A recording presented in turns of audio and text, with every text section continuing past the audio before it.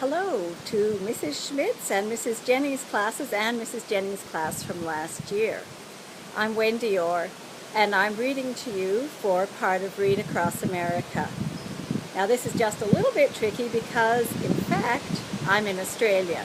And you can see the gum trees and the wind in the background, and that's what it's like in my home in Australia.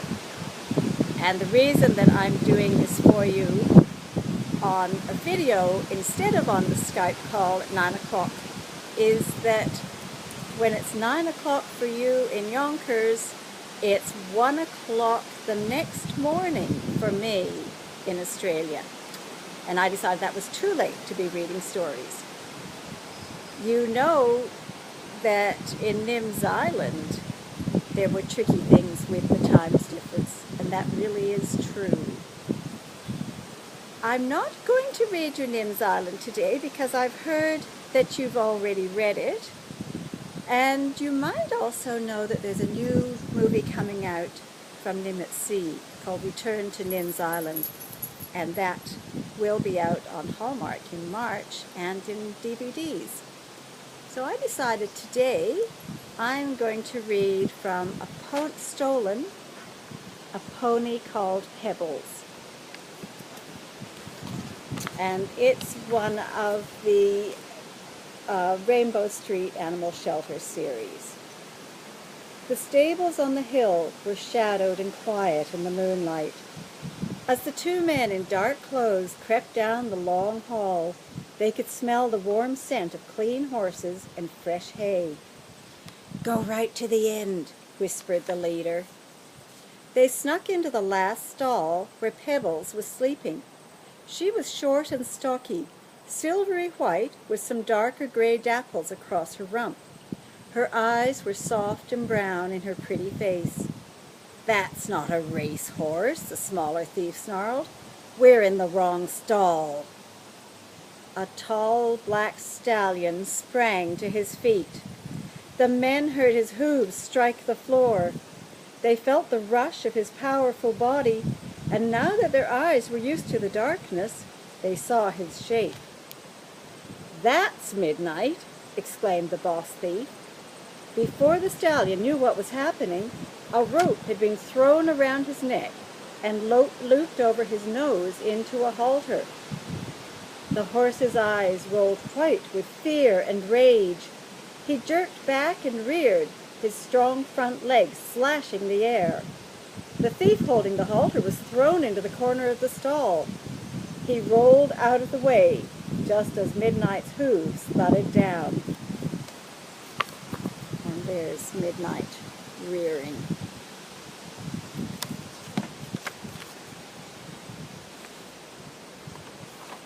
"Forget it," the smaller man screamed. "I'm not going to get killed just to steal a horse." "Be quiet," said the boss thief. He opened the stall door and pushed the other man out. The stallion pawed the floor, snorting in alarm. The thief ignored him.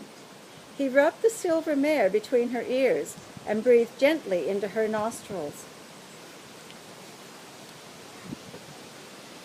There's the mare. "What are you doing?" the smaller man demanded. "That's not the one we want."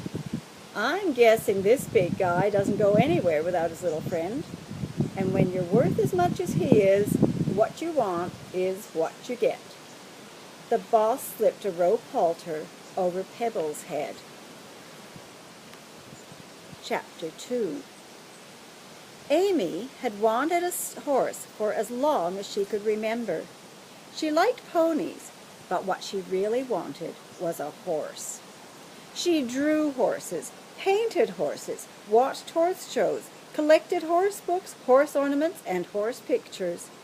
She wanted a horse so badly that sometimes she pretended she was one. When she ran barefoot on the lawn, she imagined that her feet were hooves striking the ground. She practiced trotting with her knees high and cantering fast and smooth with her left leg leading. Here's Amy drawing horses.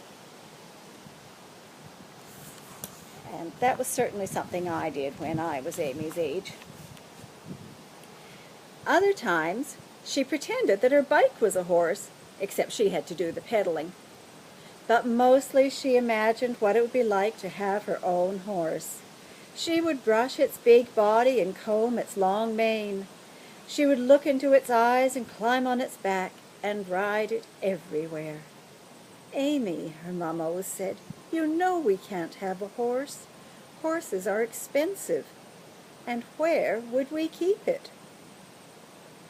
Hannah had been Amy's best friend since first grade. They did so many things together that Amy's dad called them the Amy-Hannah twins, even though they didn't look the same. Amy's hair was braided into swinging black cornrows, while Hannah had a bouncy brown ponytail that always showed what she was thinking. What was the same was that they both loved animals. Amy loved horses as much as Hannah loved dogs. Hannah's parents always used to say there was no way they could have a dog. But when Hannah became a volunteer at Rainbow Street Animal Shelter, and a mother dog arrived with 5 newborn puppies, Mr. and Mrs. Cooper had said she could keep the one that she loved. So Hannah took home the brown and white puppy she called Peanut, and her mom adopted the puppy's shaggy white mother.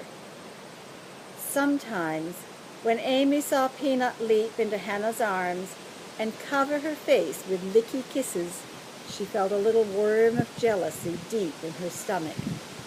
But then Peanut would run to her too and lick the jealousy worm clean away. It's Amy and Peanut. In the horse trailer behind the truck, the tall black stallion and the silver mare stamped nervously. The 2 thieves in the truck were even more nervous. They'd planned to drive all night and be miles away by morning, but it had taken so long to load Midnight into the trailer that now it was nearly daylight. Soon people would be arriving at the stables to feed and exercise the horses. They'd see that the last stall was empty, and they'd phone the police. "We've got to get off this road," the boss thief muttered as he drove along. "There's no way I'm going back to jail."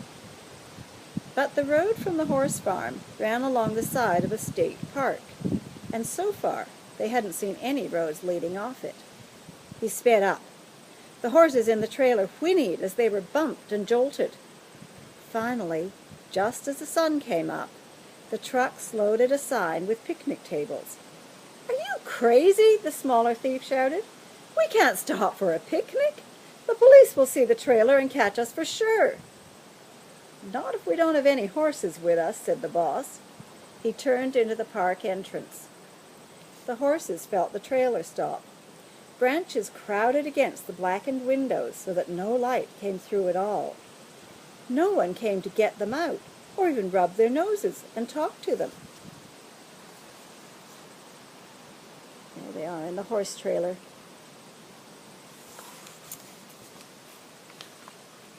The stallion whinnied nervously, and the white mare nuzzled him.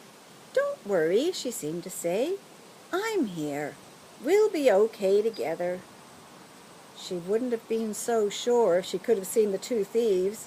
They were working as fast as they could, hauling wire and fencing tools from the truck deep into the woods. At the top of a rocky ravine, they stopped. "Perfect," said the leader, pointing down to the creek. "If they've got water, they'll survive till we come back." "There's not much for them to eat," said the smaller thief. The boss thief laughed, a nasty sort of laugh. "The hungrier they are, the easier they'll be to catch." They began to string the wire through the trees to make a fence. It was Friday night, and Amy was sleeping over at Hannah's house. They lay on the living room floor with Peanut between them, looking at the pictures in Hannah's dog book. "You're the cutest," Hannah told Peanut. The puppy rolled on his back, waving his paws as if he knew exactly what cute meant.